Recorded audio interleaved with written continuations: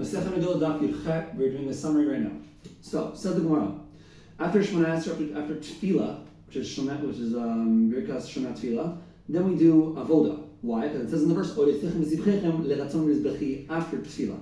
Then after we do Avoda, then we do Toda, which is Moedim. Right after Retzeh is Avoda. Moedim is Toda. And then after Toda, we do Birkas Kohanim, because it says that after Aaron, after he did the Chatas and the Ola, which is the Avoda and the Toda, then we do Birkas Kohanim. And then after Birkas Kohanim, we do Sim Shalom. What is Sim Shalom? It's a bracha of God, because after the Kohanim do the bracha, then God gives a bracha. Then the Gemara says that you're not allowed to praise God too much. Then the Gemara also says that it's better to be quiet than to speak a lot, from the verse that some of the kulam mashtuka. It's better to be quiet and listen rather than to speak a lot. If you read the Megillah Baal Pei Not Yotzei, why do we have Zera Shabbat Zchira from Amalek? And just like in Amalek, it says in the verse, in the book, same thing that the Megillah is written down in the book. Now, who says that in regards to Amalek it was in a book? Because it says the whole Lo Tishkach. Lo Tishkach referring to even it has to be mamash in a book. If you read it in Targum in Yotzei, and what does it mean that you read that the letters were in Targum and you read it in Targum? And it's but if you read it in Targum towards a crowd that speaks Targum, then you are Yotzei. Rav and Shmuel say that you can read it in La Zivani. La Zivani means to read it in Greek, but the reason why they allow this is because they follow the Rabbi Shimon ben Gamliel. Rabbi Shimon ben Gamliel says that in Greek it's kosher for everybody, but for us people that follow the rabbis, the Rabbanan, then it's only kosher if the audience speaks that language, and even Greek. The other Gemara says that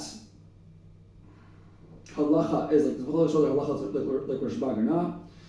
And then the Gemara says that if you read the Megillah in Ashmut, the Lashon Kodesh towards a crowd that does not speak Ashuris, you're Yotzei. The Gemara asks how is that possible? So you can't speak the language. How can you be Yotzei? The Gemara says that Tachlis, it's good enough to listen to the Megillah, even though you cannot understand the language. It's good enough you're Yotzei. Since there are verses in the Megillah that even Talmid Chacham does not understand.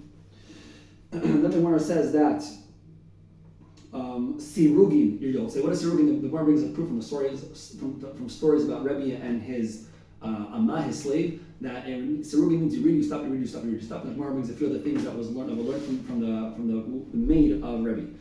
The Gemara says something very interesting. It says that according to Rabbi Muna, if you wait, the heter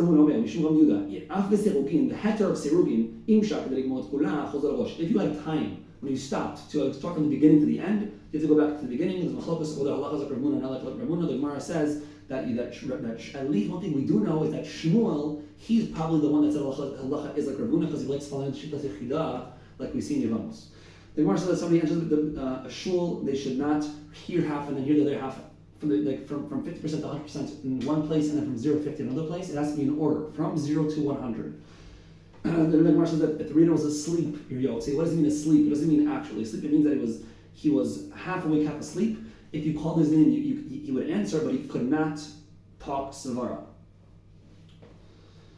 The Gemara then says that when a person is writing the Megillah, it's kosher for him to read a pasuk inside the Megillah and then read it down actually in his Megillah itself. And it's not considered Baal Peh.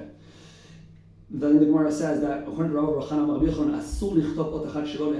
not allowed to write any letters in Sefer Torah until you first see inside the Sefer Torah itself, unless you're at the level of Rav Meir, who's a Talmid Chacham Muflag, who knows the whole Torah called Baal Peh, and even that is only permitted in Shatat Chak, when there's no other option. Even if you're Chaim Kanievsky or the Chazon Ish, you need to read the Sefer Torah inside and then you can write.